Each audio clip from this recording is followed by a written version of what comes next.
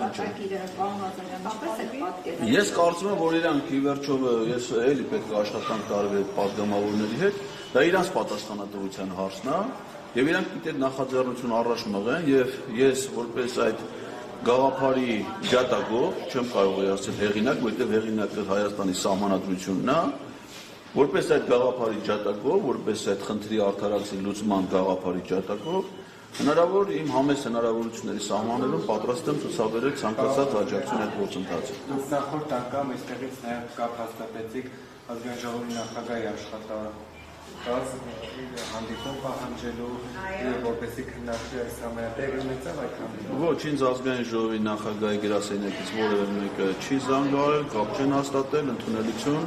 հանդիպում չեն նախաձեռնել, նույնը Մարդու իրավունքների պաշտպանի գրասենյակից որևէ արձագանք չկա, Մարդու իրավունքների պաշտպանի գրասենյակի ես նաև գրավոր եմ հետագայում դիմում ներկայացրել, որ այս ինչ օր է, ես ձեզ զահազանգել եմ, խնդրում եմ նախորդ դիմումի հետ կապված վերջնական, որտեղ ինքը վերջնական դիրքորոշում չի այլին, մեր երկու հարցում արել ու կանգնել է, վերջնական այսինքն հայտարարություն, որ դատապարտի կամ համարի որ սա շատ ընդունելի է, ես էլ ասենք այդ տարիքին չեմ, որ այդ հետը նկարվեն Մարդու իրավունքների պաշտպանի էլի, պիտի ֆորմալ ինքը որոշում կայացնի այդ հարցի վերաբերյալ, հիմա հրաժարվում է, նախորդ դեպքում էլ որ դիմել է հազանգել, որևէ արձագանք չկա, այսօր էլ կդիմեմ անպայման եւ Մարդու իրավունքների պաշտպանին թեժ գծին եւ նաեւ գրավոր կդիմեմ, նույնը եւ Ազգային ժողովի նախագահի ընդունարան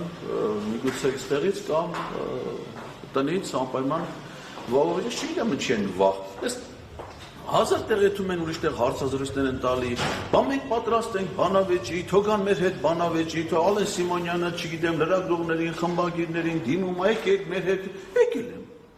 Հələ մտի չի տեսնեմ, ասենք ասում ես լրատվամիջոցներն են, թող լուսաբանեն ժամերով հիմա եկել եմ, Ազգային ժողովի նախագահ քո հիմնարկն է, քո այդպես չի որ ասենք մատ ունեց ուրիշ տեղա որ վախենա, մութ լինի, մթից վախենա, ցուրտ լինի, ցրտից վախենա, չգիտեմ, ասենք պլետ լինի, ոչ մի բան չկա։ Ասենք քո ղեկավարած հիմնարկի տարածքը, բլարի տենանք, ինչի ես վախենում հարցերին պատը, ով քեզ ինչ պիտի ան, ընդամենը պիտի հարցադրումներ արվի, չէ։ Հիմա ասենք թե նույն Հակոբ Արշակյանի նախապես էլ է գրել։ Ասում եմ ընդգրկված ես դու որպես Ազգային ժողովի պատգամավոր Հայաստանի եւ Արցախի ազգային ժողովների համագործակցության հանձնաժողովի կազմում։ Դու ամեն օր որ աշխատավարձ ես ստանում, այդ աշխատավարձից նույնիսկ ՔՊ-ի փողը չես տալի, որ թողնեն համագումարի մասնակցես։ Այդ փողը որ ստանում ես, նաեւ ստանում ես որպես այդ հանձնաժողովի անդամ։ Հələ մի հարի տեսնենք։ Այդ հանձնաժողովը 21 թվականից ստեղծվել է։ Ինչ նիստ է կարել, ինչ հարցեր է քննարկել, հաջորդ պատասխանատվության հարցն է, չէ՞ իրանց։ Ասեք խուսափում է, չեմ գալի, չեմ ասում, հետո ուր պիտի փախնի։ Պարոն Ղազարյան, տեղեկացանք արդեն, որ Հայաստանի Հանրապետության քաղաքասարակության որոշ ներկայացուցիչներ արդեն գտնվում են Բաքվում, սակայն Բաքվում մերժել են նրանց թույլ տալ, որպեսզի տեսակցեն գերիների հետ։ Եթե այդ տեսակցությունը չպետք է տեղի ունենա, նրանք չտեսնեն իրենց հայրենակիցների վիճակը Բաքվի բանտում գտնվող, ապա այցի իմաստը որն է, ինչ հարց պետք է քննարկել։ Ես ճիշտ ասած հուսով եմ, որ նրանք չեն վերադառնա, այսինքն այդպես հարազատան դա ինձ թվում է Արիտուն ծրագրի ես քանի որ մանրամասները չգիտեմ այդ այցելությունից, տպավորություն է, որ դա Արիտուն ծրագրի շրջանակներում կազմակերպված այց է եւ լավ կլինի, որ մնան։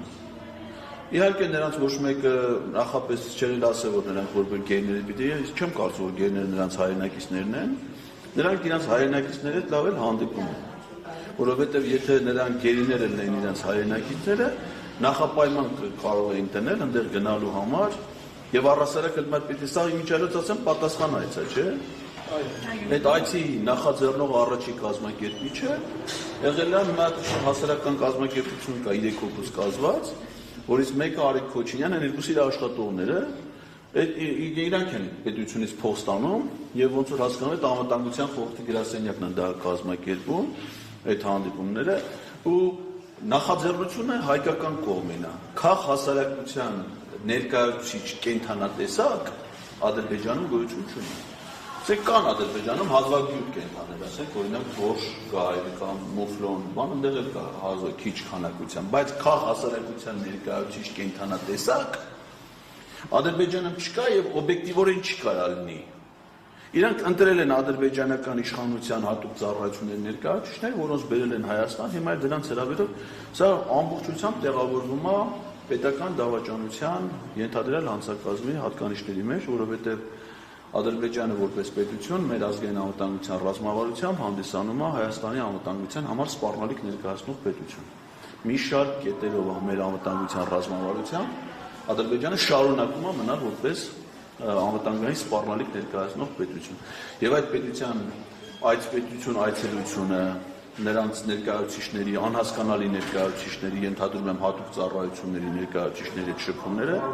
դրանք ամբողջությամբ տեղավորվում են պետական դավաճանության։ Այսինքն, եթե Հայաստանը նորմալ պետությունն է, այդ մարդիկ էլ եթե որոշեն ոչ թե մնան իրենց հայրենիք, այլ վերադառնային Հայաստան, ապա դրանք անմիջապես պետք է սահմանվի ձերբակալվեն ազգային անվտանգության ծառայության կողմից եւ նրանց հետ տարվեն բարոյթային գործողություն։ Պահանջել են ևս մեկ հարց Նիկոլ Փաշինյանին անստացիոն հայտնելու գործընթացի վերաբերյալ,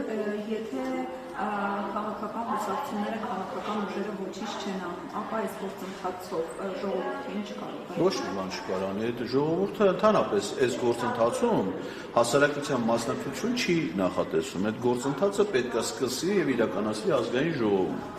Ժողովրդի հասարակության աջակցությունը կարող են ապավինել նրանք, ովքեր այդ գործը նախաձեռնում են, եթե դրա կարիքը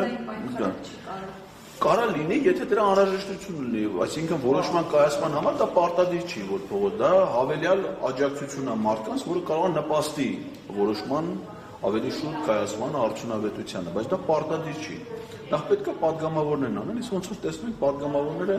անգամ եթե ֆորմալ իմաստով միացել են կամ նախաձեռնել են այդ գործընթացը, այնպես առանձնակի սրտացավություն չեն ցուցաբերում այն իրագործելու համար, առանձնակի սրտացավությունը ոնց որ ընտրություններին պատրաստվելու իմաստով, իսկ թե ոնց կլինեն ընտրությունները, ես կարծում եմ արդեն որոշ խելամիտ մարդիկ արդեն կռահում են եւ հասկանում են։